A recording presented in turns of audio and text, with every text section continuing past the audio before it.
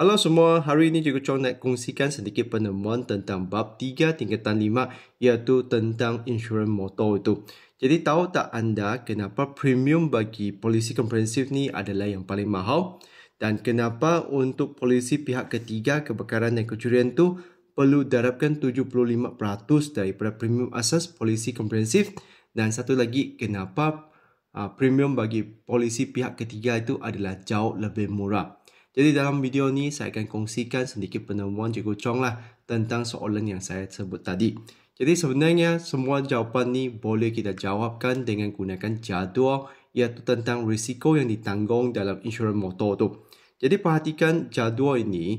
Untuk kita punya polisi komprehensif sebenarnya ada melindungi 4 risiko. Iaitu 2 risiko yang di atas tu adalah yang dialami oleh pihak ketiga. Manakala untuk 2 risiko lagi adalah yang ditanggung oleh sendiri. Iaitu kalau berlaku ada kecurian dan kebakaran, dia ditanggung. Dan juga tentang kerosakan dan kerugian terhadap kenderaan sendiri akibat kemalangan. Jadi kenapa polisi komprehensif ni paling mahal? Sebab dia melindungi 4 risiko dalam kita punya insurans motor. Itulah sebab utama kenapa polisi komprehensif ni adalah yang paling mahal. Sebab dia melindungi ke semua 4 risiko tu. Jadi untuk polisi pihak ketiga kebakaran dan kecurian, kalau kita perhatikan, dia hanya melindungi 3 daripada 4. Kalaulah kita tukarkan 3 kepada 4 tu kepada peratusan, iaitu kalau kita darabkan 3/4 dalam 100%, jadi dia akan dapat 75%. Jadi itulah punca utama kenapa kita perlu darabkan 75% premium asas polisi komprehensif untuk premium polisi pihak ketiga kebakaran dan kecurian tu. Sebab dia hanya melindungi 3 daripada 4 risiko. Jadi itulah menjawab soalan kedua. Dan kenapa untuk pihak ketiga tu premiumnya adalah jauh lebih murah daripada yang lain?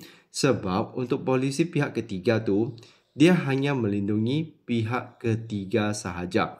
Maksudnya apa? Maksudnya apa-apa berlaku kepada kenderaan sendiri itu sebenarnya tidak ditanggung. Contohnya kalau dicuri, atau terbakar, ataupun ada kerugian semasa kemalangan.